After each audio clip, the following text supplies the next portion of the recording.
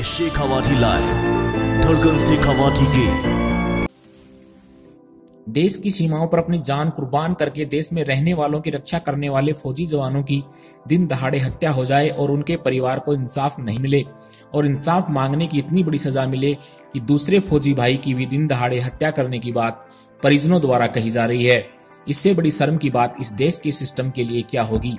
जी हां, हम बात कर रहे हैं मृतक अखिलेश फौजी की, जिसकी 2 दिसंबर को सूरजगढ़ के शाहपुरा गांव के पास पीट कर हत्या कर दी गई थी और उसके बाद सूरजगढ़ थाना इंचार्ज ने परिजनों की शिकायत पर मामले को एक्सीडेंट दिखाकर आरोपियों को बचाने की कोशिश की और मामले को धारा 302 में दर्ज न करके 304 में दर्ज करके गैर इरादतन हत्या करार दिलवाकर आरोपियों को बचाकर उसने फौजी परिवार के साथ नाइंसाफी ही नहीं की बल्कि परिजनों के ये आरोप सही हैं तो मृतक फौजी अखिलेश के दूसरे भाई फौजी की मौत का खाका भी तैयार कर दिया था। जी हां, मृतक फौजी अखिलेश अपने बड़े भाई फौजी संदीप की शादी में छुट्टी लेकर आया हुआ था, जिसकी शाहपुरा गांव के पास कुछ लोगों ने पीट कर हत्या कर दी थी। 2 दिसंबर को हुई हत्या का मामला दर्ज करवाने के लिए जब परिजनों ने सूरजगढ़ के थाना इंचार्ज कमलेश चौधरी के पास शिकायत की, उसने आरोपियों को बचाने के लिए मामले को 304 में दर्ज कर 5 जनों को गिरफ्तार किया और अन्य 3 लोगों को गिरफ्तार नहीं किया। इसके बाद परिजन इंसाफ के लिए दर दर भटकते रहे और 21 जनवरी को परिजनों ने मृतक फौजी अखिलेश को इंसाफ दिलाने के लिए कलेक्ट्रेट पर धरना भी दे डाला। अनिश्चितकालीन चल रहे धरने के दौरान ही आज मृतक अखिलेश का दूसरा भाई फौजी संदीप की भी लाखू गांव के पास एक कार से भिड़ंत हो गई, जिसमें उसकी मौत हो गई। मृतक के फुफेरे भाई ने आज रोते हुए मीडिया के सामने आरोप लगाया है कि यह सड़क हादसा न होकर हत्या का मामला है।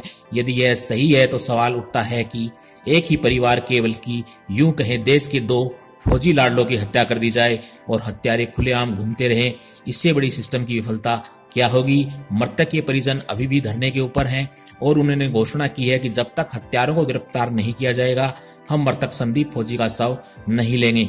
Shekhawati live, bureau report, Jhunjhunu. आज मेरा भाई धरना स्थल झुंझुनू कलेक्टर ऑफिस आ रहा था घर से, उसका गाड़ी से पीछा करके सामने से उसको टक्कर मार के उसकी हत्या कर दी। ये वही हत्यारे हैं जिसने मेरे दूसरे भाई की 2 दिसंबर को हत्या कर दी थी।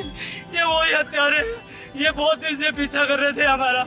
हमने पुलिस प्रशासन को बोला था कि हमें पुलिस सुरक्षा दो, पुलिस प्रशासन ने कोई कार्रवाई नहीं की। इस हत्या में SHO कमलेश चौधरी तो सूरजगढ़ थाना इंचार्ज है, वो शामिल है। वो हमारी न्याय करता तो आज हमारे साथ ये दुर्भाग्य हमें तो नहीं देखना पड़ता। वो इसमें शामिल है, वो हत्यारों को बचा रहा है। पुलिस प्रशासन भी उसी को बचाने के लिए हमारी कोई कार्रवाई नहीं कर रही है। वो अपने अधिकारी को बचाने के चक्कर में लगी हुई है।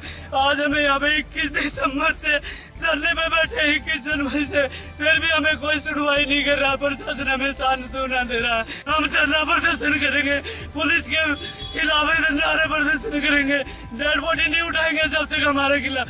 SHO कमलेश चौधरी इसमें मैन मुलजिम वही है, उसकी वजह से ये हत्या हुई है। वो उसने शरण दी हत्यारों को।